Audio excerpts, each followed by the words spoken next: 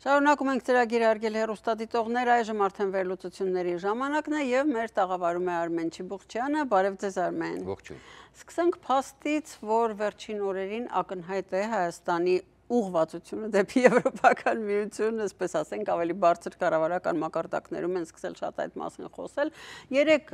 Կայա Կալասն էր Հայաստանում, այսօր էլ շարունակել է հանդիպումները արտգործ նախարար Միրզոյանի հետ, բայց այսօր հաղորդագրություն տարածվեց նաև, որ Երևան է ժամանել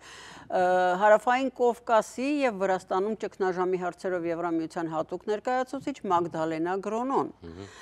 Նրա հետ նույնպես առաջին հանդիպումը եղել է Գրիգորյանի հետ փոխվարչապետ եւ նաեւ Մահեր Գրիգորյանի հետ, այո,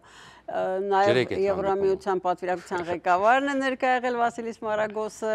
եւ նորից խոսել են Հայաստանի Հանրապետություն Եվրամիություն գործակցության ամրապնդման մասին։ Ռուսները արդեն ասել են զրույցի մանրամասները։ Չէ, ռուսները ոչինչ չեն հաստատ կասեն, չէ՞ մանրամասները։ Իսկ արդեն գիտեն մանրամասները, ինչ են խոսացել Մահեր Գրիգորյանն ու Գրոնոն։ Եկեք գուշակենք մի կանգավից որտեղից։ Այդքան չի ամարտակվի չեմ կարծում։ Մի խոսքով։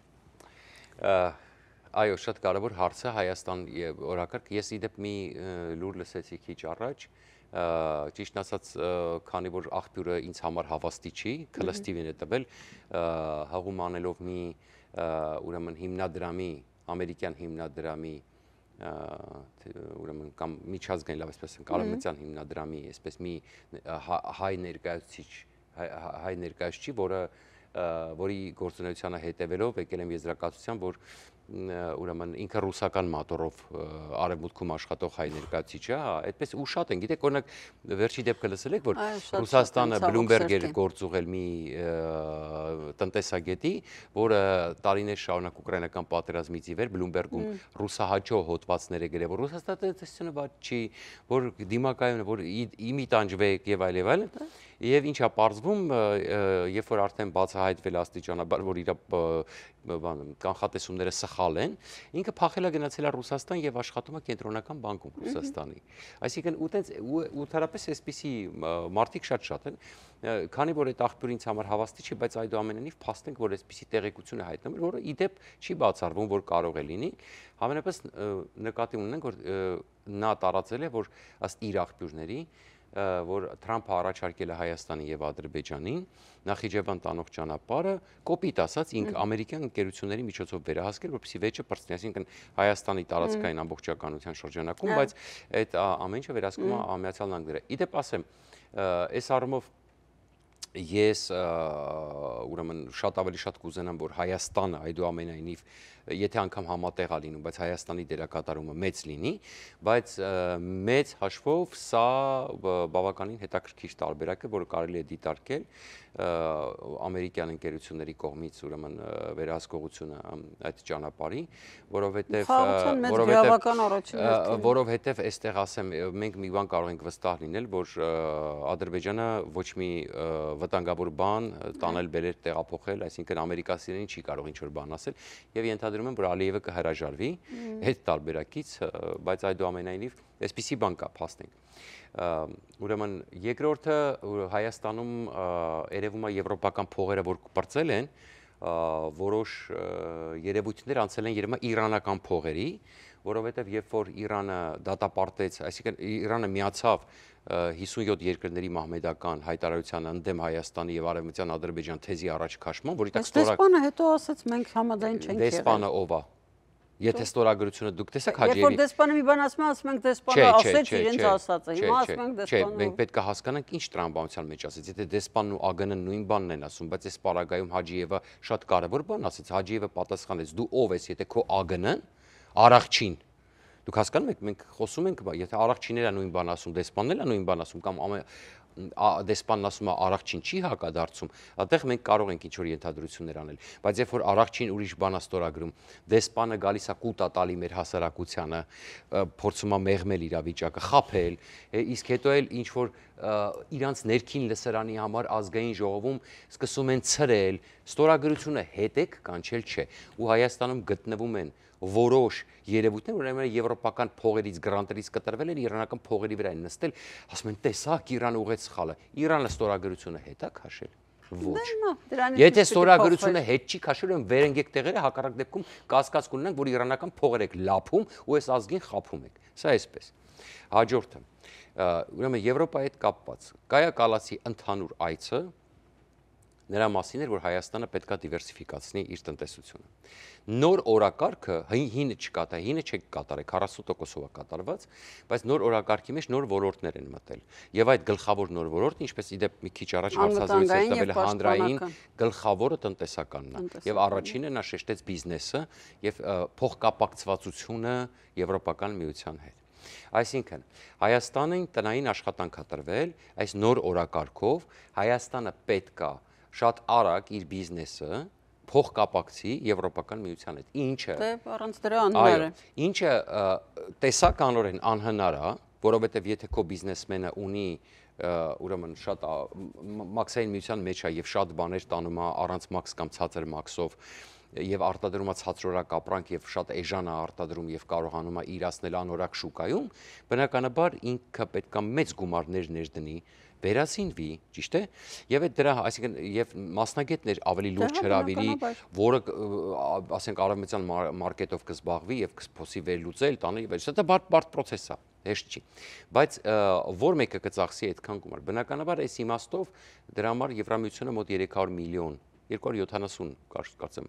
միլիոն եվրոյի գումար է տալիս Հայաստանին, ըստ Կայա Կալասի հայտարարության, որպեսզի այս process-ը իրականացվի։ Հիմա հետաքրքրական էր այսօր իր հետաքրքրական էր հարցազրույցը հանրայինի եթերում, որ կարծես մեր ժամանակ առաջի մասի սպառվեց, երկրորդ մասում ես արդեն կասեմ հետաքրքրական ինչ թեզեր ասեց Կայա Կալասը նաև հարցազրույցի ժամանակ, որ ըստեյության վերահաստատեց շատ բան, ինչ որ ինքը ասում էր ասորիսի ժամանակ։ Գնում ենք գովազդի։ Սերիալ ես փնտրում, տանդեմ սերիայի նոր էպիզոդն ես ման գալիս։ Դու դեռ փնտրում ես, մինչդեռ վիդեոն տապալվեց, գովազդը բացվեց, քեզանից գումար շորթեցին, իսկ դու դեռ հույս ունես։ Մինչ դու փնտրում ես հարթակներ առանց վիրուսների, անվերջ սպասում ես, նյարդայնանում ես, իրենք արդեն սերիա 13-ի վերջն են։ Arflix պլատֆորմում մի փնտրիր, ուղակի դիտիր, դասամիջոց, տանդեմ, սոս ինձ, ընդամենը մի կյանք, կայսրության թևերը, շատ շուտով արդեն Vendetta, բաժանորդագրվիր հիմա եւ բացահայտիր սերիաների թեժ զարգացումները առանց սահմանափակումների։ Շաբաթական նոր սերիաները սպասում են քեզ անմիջապես Arflix-ում։ Մի կորի ֆեյքերում, մի փնտրի պատճեններ։ Բարի գալուստ Arflix։ Դիտիր իրականը, պարզ, որակով հասանելի։ Ոչ մի անհասկանալի կայք, ոչ մի վիրուս, ոչ մի վտանգավոր գովազդ։ Միայն զվարճանք, երբ դու ես ընտրում ինչ եւ երբ դիտել։ Arflix-ը դա այն հարթակն է, որտեղ ճիշտ ժամանցը հանդիպում է հայկական ինքնատիպության հետ։ Միացիր այսօր, աջակցիր քո մշակույթին, ընտրիր միայն լավագույնը։ Բաժանորդագրվիր հիմա 3w.arflix.com։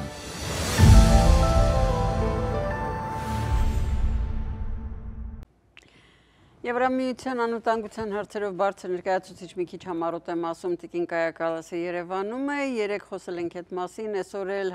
բացի այդ, որ տեղի է ունեցել կրկին հանդիպում Արարատ Միրզոյանի հետ, տեղի է ունեցել նաև նրա զրույցը հմեկի եթերում եւ պարոն Չիբուխչյանը այժմ այդ մասին ինչ-որ բան ունի։ Դե ընդհանուր ամփոփում ենք այցը, ուրեմն առաջինը եւ գլխավորը, որ մի քանի անգամ շեշտվեց, դա այդ գաղտնիք չի, մենք այս ճղում ենք մեզ այդ թեմայով ասելով, դա դիվերսիֆիկացիան է, որ Հայաստանին պետք է դիվերսիֆիկացիա, որ չի կարելի, ասեց Զամբիղի ձվերը սաղ մի Զամբիղի մեջ եք դրե եւ կախվածության մեջ եք ընկի, ասեց մի պետությունից, որը ձեր դեմ է աշխատում։ Այսինքն սա վտանգավոր է եւ ասես դա ձեզ է պետք։ Հիմա երկրորդը անվտանգային եւ կոմպոնենտն է եւ դիմակայունության։ Այս առումով Կայա Կալասը այսինքն շատ կարեւոր բան է ձեռք բերվել խորհրդակցությունների մասով։ Սա շատ կարևոր է, սա դրական է, որովհետև ես ինքս ուրեմն ողջունում եմ դա, որովհետև մենք ունենք երբ որ Լավրովների հետ ստորագրում են, ես ինքս դա ասեցի, ասի Լավրովների հետ ստորագրում եք, բայց չունեք Ֆրանսիայի եւ Եվրամիության հետ կոպիտ ասած, եւ բարեբախտաբար կարծես Ֆրանսիայի հետ են արդեն ինչ կան հասկացա սահմանել եւ հիմա արդեն Եվրամիության հետ անվտանգային եւ պաշտպանական խորհրդակցությունների այո, խորհրդակցություն է, այո, իհարկե դա այն ամբողջ դիվանագիտական սպեկտրը ինչ որ ռուսների հետ են անում, բայց սա ինչ որ կոնկրետ հարցերի շուրջ է, այսինքն անվտանգային եւ այլն, բայց կարեւոր է անում, որ չէ, դե ԱԳՆ-ն 2 տարվա բան կնքեց ռուսների հետ խորհրդակցությունների պլան ունեն իրենք, այդ են անում։ Բայց օրինակ արտգործնախարարը չգնաց ՀԱՊԿ։ մնում էր հապ գնար, չհասկացա, այսինքն ասում են սառեցված ում են ձեռ առնում, պետք է հապկից դուրս գան ընդհանրապես։ Այսինքն պետք չէ մեզ լավություն մատուցել, որ չեն գնում։ Իրանք հայտարարել են, որ սառեցված է, ուրեմն կամ դուրս եկեք, կամ ռուսները ասում են արդեն որոշումը կայացրեք, արդեն Լավրով ասեց, չէ՞, երեք ասեց վճարները բերեք տվեք։ Վախեցնում են ռուսները արդեն։ Իրանք են արդեն պահանջում, որ կողմնորոշվես։ Եվ գլխավոր իմաստը հետևյալն էր, այնտեղ բնականաբար, քանի որ այդ հարցերը, որքան հասկանում եմ ես, գրվում են ուրեմն աշխատակազմից, ինչքան ես եմ պատկերացնում, ուրեմն բնականաբար սկսեցին ռուսական նարատիվներ առաջ տալվել։ Ռուսաստանը ասում է Եվրամիության առաքելությունը լրտեսում է Ադրբեջանի հետ։ Ռուսաստանը ասում է, որ դուք ուզում եք պոկեք Հայաստանը Եվրոպական միություն։ Պատկերացնում եք, Կայա Կալասին նստած այդպիսի հարցեր է տրվում հանրայինի եթերում։ Ռուսաստանը էս է ասում, Ռուսաստանը այն է ասում։ Ես չգիտեմ, գիտեք ինչ, քանի որ իրենց մտավոր ուրախությունների մասին ես բարձր կարծիքի չեմ, ես չգիտեմ, Կայա Կալասը փայլուն պատասխան տվեց մի քանի անգամ։ Հա, մեզ ասում են, որ Եվրամիությունը պատրաստ չի մեզ ընդունել եւ այլն։ Ինչքան ռուսական նարատիվ կա, ասես հաբացվեց, դրվեց Կայա Կալասին եւ Կալասը փայլուն պատասխան տվեց։ Ասեց ես այդքան կոպիտ ասած ուժ թե ցանկություն չունեմ եւ կարողություն չունեմ այստեղ հերքելու բոլոր ռուսական նարատիվները։ Հիմա մարդա մեկը, չգիտեմ, գետինը մտավ, թե չմտավ, հասկացավ իրան ինչ ասեցին, թե չէ։ Չնայած այսպես դեպքերում ինձ թվում է Կայա Կալասը նուրբ դիվանագետ, ընդհանրապես եվրոպացիները նուրբ դիվանագետներ են, պետքա ինչ որ շատ ուղիղ կոպիտ ձևով ասել, որ ասենք երևի մտնի, բայց ես օրինակ եթե ես նստած լինեի Կայա Կալասի դիմացը ու այդպիսի բան ինձ ասվեր, ես ամոթից գետինը կմտնեի, կգնայի հրաժարական կտայի, կասեի ինձ էլ ոչ միտեղ չընդունեք, ես իրավունք չունեմ այսպիսի բան վարելու։ Դուք հասկանում եք ինչ ամոթ է, երբ որ եվրոպական բարձր ներկայացուցիչը այդպիսի բանա քո դեմքին ասում, որ հերիքա գաս ինձ նստես ռուսական նարատիվներ։ Կարող եք դες պարապեմ, որ ես գամ ստեղ քո համար ռուսական նարատիվ։ Եվ ամենակարևորը ամփոփելով էլի կարևոր հարցեր կա, ինչ խոսեցինք Ռուսաստան, Ադրբեջան եւ այլն, բայց շաբաթը արժեվում է։ Ամենակարևորը, որ Կայա Կալասը բոլոր հարցերին պատասխանեց։ Եվրամիությունը ասես մենք պատրաստում ենք ընդլայնել եւ արագացնել process-ները, որ ավելի շատ, այսինքն մենք սպասում ենք ձեր անվտանգությունը, մեր անվտանգությունն է, մենք ուզում ենք ձեր բարեկեցությունը, որովհետեւ դա մեր բարեկեցությունն է, մենք փոխկապակցված ենք, հա, Հայաստանը Եվրոպայի աստեղության